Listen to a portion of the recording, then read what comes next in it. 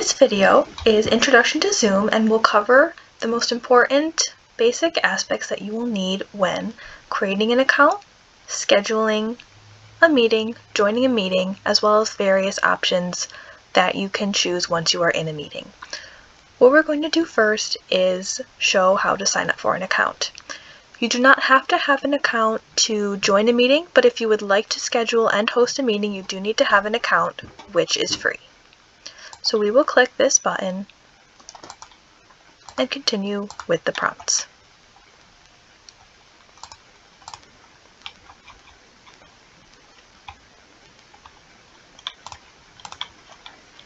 Enter any email you wish to use. You will be sent an email to confirm your account. You will be taken now to this screen where you will finish filling out your information.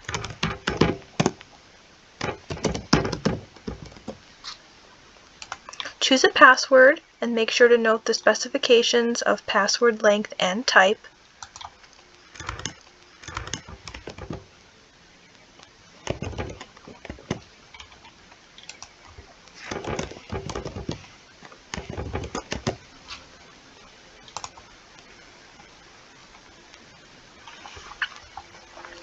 You can skip this step.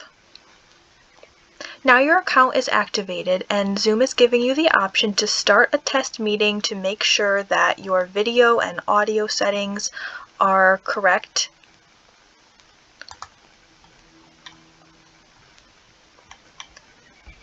When launching or joining a meeting, Zoom will give you the option to open Zoom in the app, which you do not have to have. If you do choose to have the app, they give you the option to download it here.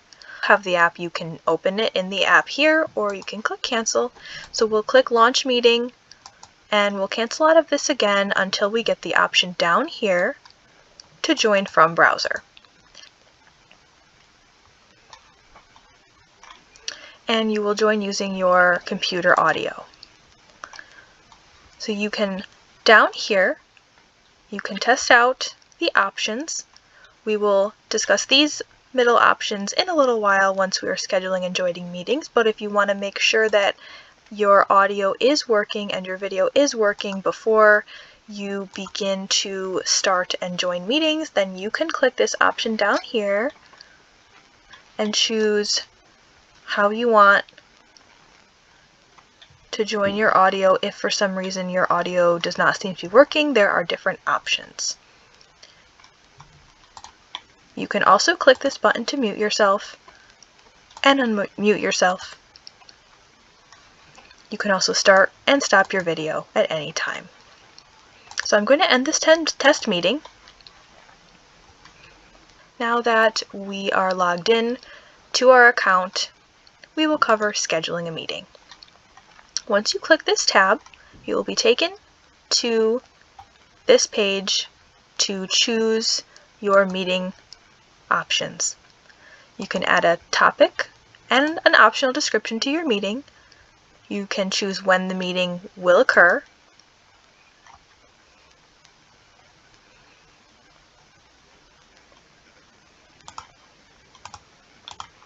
You can also choose the duration of the meeting, which is mostly for your information as well as your attendees' information.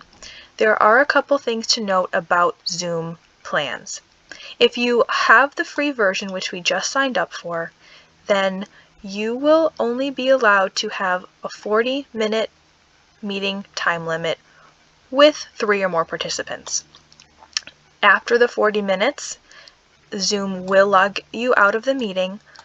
If this happens, you and your attendees should be able to re-click the link and join again for another 40-minute session.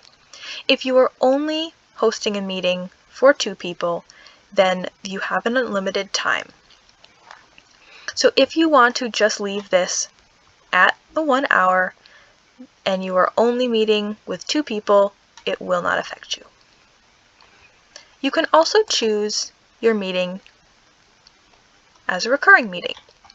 Zoom allows you, once you click this option, to choose the days and times it occurs, as well as how long you wish it to occur. The waiting room option will have attendees be taken once they click on the link to a virtual waiting room page until you let them in.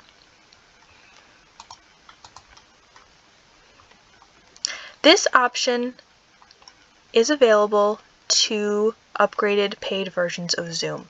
If you click on it with the upgraded version, once you begin a meeting, then the meeting will be automatically recorded as soon as you begin the meeting.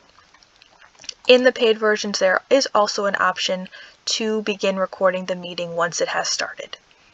So we're going to save this. Now your meeting has been created and you are given a few more options. You can save it to a calendar if you have any of these accounts, and you could set reminders.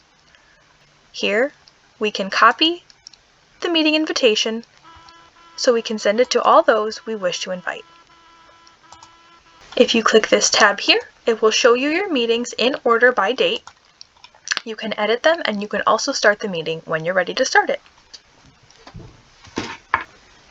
When you're ready to start the meeting, click Start. And if you're not using the app, then you can get this option to join from your browser.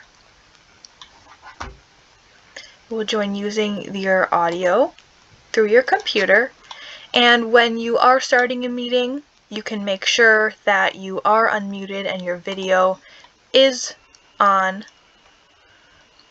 so attendees can hear and see you. Make sure once you have started your meeting that you keep an eye out on the top of this screen. You will see a notification when attendees are attempting to join the meeting, and you can admit them. So now you can see that someone is trying to enter the meeting, and you will click Admit so they can come in. Once they are in, you will see that the number of participants has gone up, and if you click this, you can see who is in your meeting. You can see whether their video and audio is on or off. You can also make them the host if you would like to hand over the host duties and options to them. You can chat by sending any information you'd like your attendees to have. You can also share your screen. This option allows your attendees to see whatever you are doing on your screen so you can demonstrate or give extra information.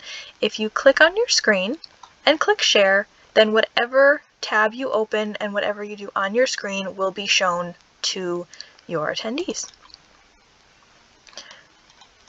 When you're ready to leave the meeting, you can end the meeting for everyone if the meeting is over, or you can just leave the meeting yourself.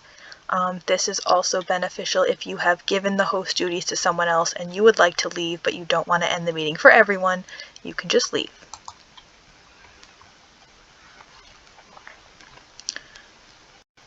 If you'd like to join a meeting, you will do that one of two ways. You can click Join a Meeting and you can enter the meeting ID that was included in the email with the meeting link. If you click Join, it will then ask you for the passcode. And once you enter that, you can join the meeting. When you receive a meeting invitation, you will click this link and be taken to this page where you will then, like before, you can choose to join from your browser if you do not have the app. When you click Join from your browser, you can make sure your name is how you would like it to appear in the meeting. And if the host has not begun the meeting yet, you will see this page where you will be waiting for them to start the meeting. Once they have started the meeting, you will be taken to this virtual waiting room. They will be notified that you are waiting to come in, and once they admit you, you will be taken into the meeting.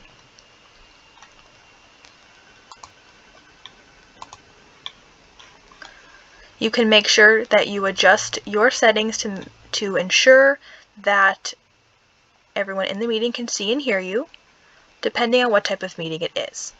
If you do not need to speak yet, you can keep yourself on mute.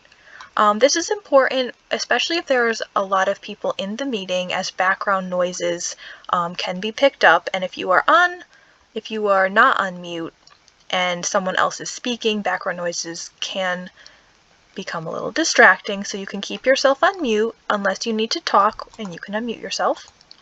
You can also have your video on or off. You can see how many participants there are. You can chat if you need to message someone in the meeting. You can send the message to everyone, or you can choose to only send it privately to the host. When you're ready to leave the meeting, you can do that at any time by clicking leave and leaving the meeting. This video has covered some basic information about using Zoom. The library has also provided a more lengthy and in-depth Zoom introduction on our YouTube page.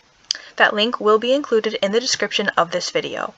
You can also call the library at 860-665-8700 with any questions you may have about this video or other technology.